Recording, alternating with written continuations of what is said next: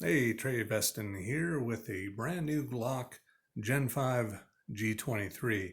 Normally, I've never really done a firearm review video, but I'm kind of a Glock guy, and I was desperately trying to find any information on these new Gen 5 G23s, and there's just not a lot. I think there's a couple videos on YouTube that they weren't really bad. They kind of show the unboxing and the basics of it, but as a kind of a gun guy and reloader, there's some more info that wasn't being covered that I really wanted to see. So this is my Gen 5 G23. Just got it today. Um, I live out here on the border of Idaho and Washington State, kind of out in the middle of nowhere. So I had to go online, try and find one that wasn't too ridiculous. I think the MSRP on these is $5.99. Good luck finding one for that price on Gunbroker. Most of them are being bid up to $700+ I was able to get mine for $605 from a place out in South Carolina. Um, they shipped it out right away, free shipping, no credit card fee. Arrived in a few days. Just went up, picked it up at my FFL today, and overall impressions very favorable. Actually, I have a Gen 5 G19 MOS version that I bought about a year and a half ago, and I carried it for a few months.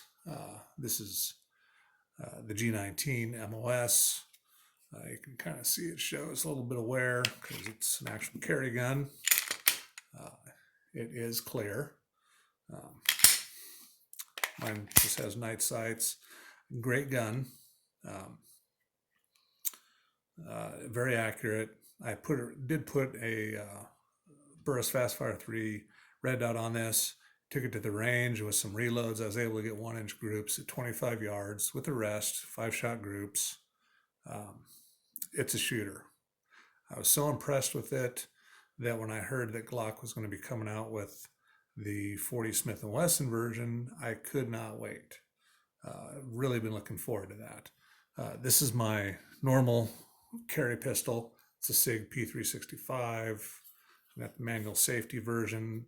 I have extra large hands, so I got the tac pack version with the manual safety and the 12-round magazines, and then I added a Hogue slip-on grip, so it just fits my hand just perfectly. This is an incredible gun, 12 rounds of 9mm in this tiny little package. It's a good shooter. It's a great gun. Why did I spend the money on the new Gen 5 G23? I have no idea. I just like Glocks and I like 40 Smith & Wesson, so I thought I would try one out. I have not shot this yet. Just got it today. Weather was crappy and it was about dark when I was able to go pick it up. Only thing I've done to this is I added the medium back strap on it. Gun is, of course, clear.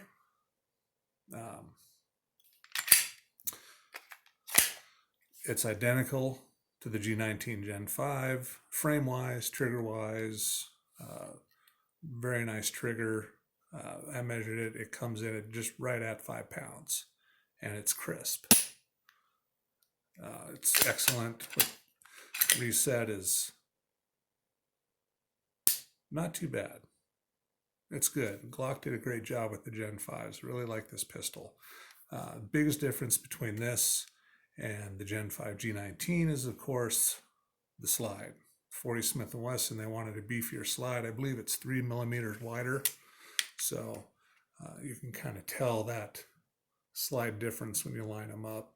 You can tell that it's a little fatter slide. And I was a little concerned about that.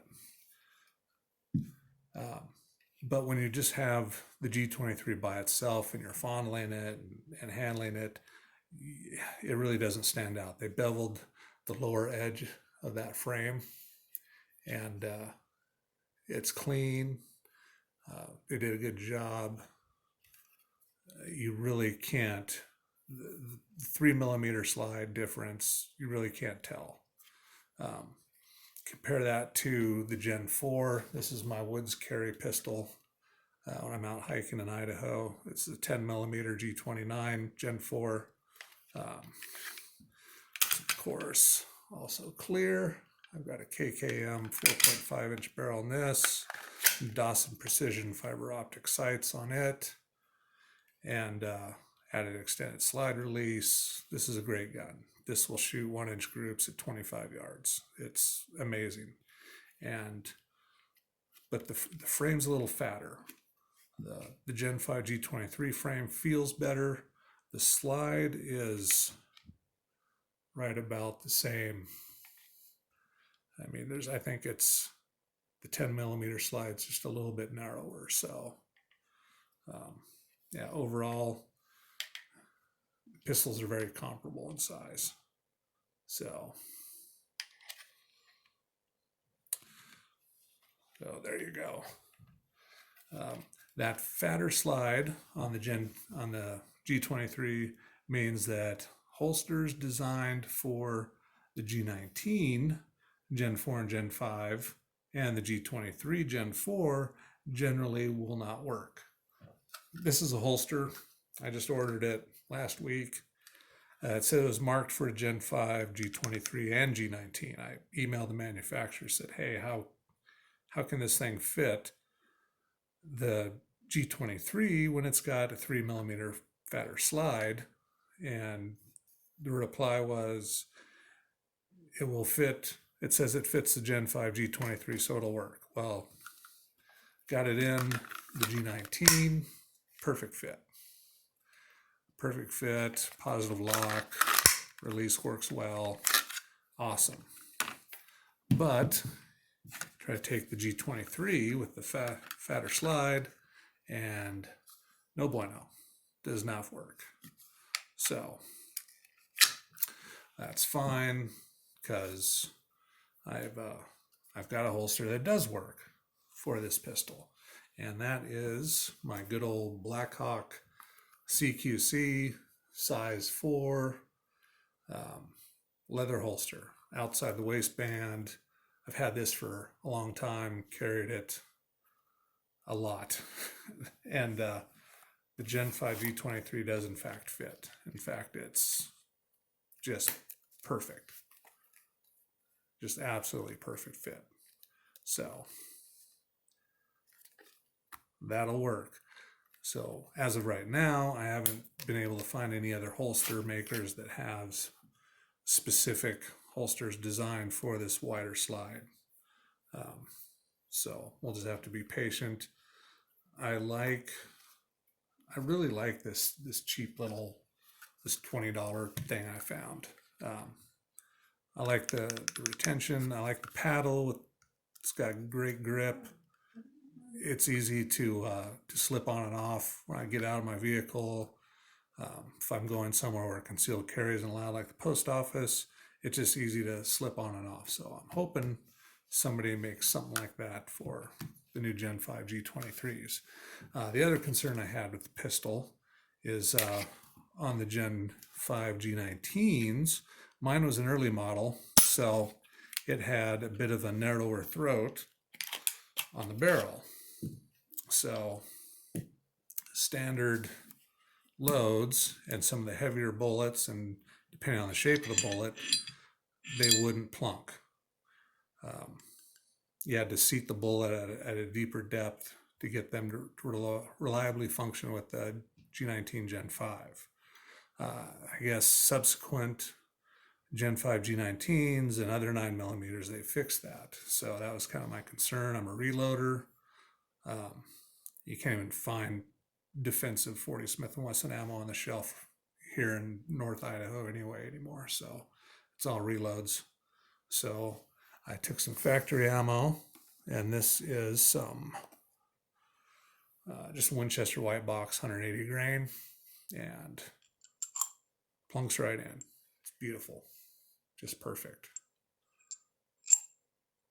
In fact, there's a lot of play, a little bit more play than I was comfortable with. Compared it to my Gen 4 G35 and 40, and it's similar play, and that pistol will shoot 1.5-inch groups all day, so not a big deal. So then I took some of my reloads using